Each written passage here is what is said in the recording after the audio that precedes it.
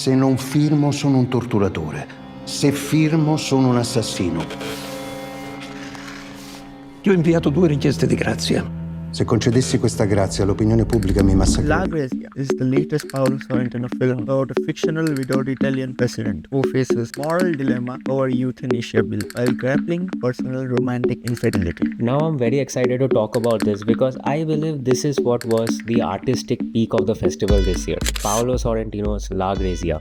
Now if you go into this expecting the chaotic parties from the great beauty, you are going to be pleasantly surprised because this is Sorrentino operating in a completely different gear. It is a stately meditation on power, loss, and the quiet dignity of doubt. This film treats the president as a genuine human being with patience and not just an outright villain as many political films today tend to do. Now this film unfolds kind of like a moral score. It's minimal yet precise. It's earnest yet elusive. Sorrentino sets his canvas in these quiet rooms and empty corridors, infusing each frame with a solemn poetry that we rarely see in modern political cinema. This is honestly one of Sorrentino's best work till date. The man who gifted us films like The Great Beauty, Hand of God, and very recently, Not So Acclaimed, Arthano last year. But honestly, this restraint is exactly what makes the filmmaking innovation stand out so much here. Because you see, this film is so quiet for the majority of it that when the stylistic choices hits you, it hits you with the force of a truck. In this film, every single shot is meticulously and thoughtfully crafted with precision. Every single shot has a meaning behind it, and you will know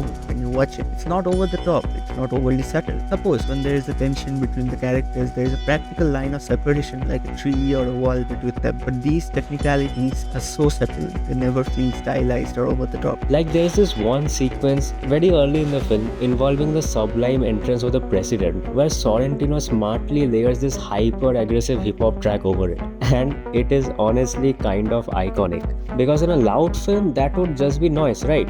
But here, against the backdrop of the rest of the film, this feels electric. It was the opening film of Venice Film Festival and got a 7-minute standing ovation. And naturally, we were pretty hyped up at the screening and the hall was full too. And the film is so full of energy, people were cheering at the end and at the name of the director. And honestly, this film is a perfect clash between the ancient institutions and the modern world. And what remains after the credit roll is the feeling that some choices define more than a life. They imprint the idea of justice itself. Tony Servillo, the loyal Sorrentino star, does it again after Great Beauty.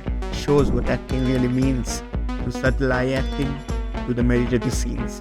He shines in every one of them. This film is best suited for viewers who find beauty in introspection, and it's a film to watch when you are ready to consider the ultimate cost of grace and let cinema carry your doubts. This is Sorrentino in its most mature form, and it is honestly a masterpiece.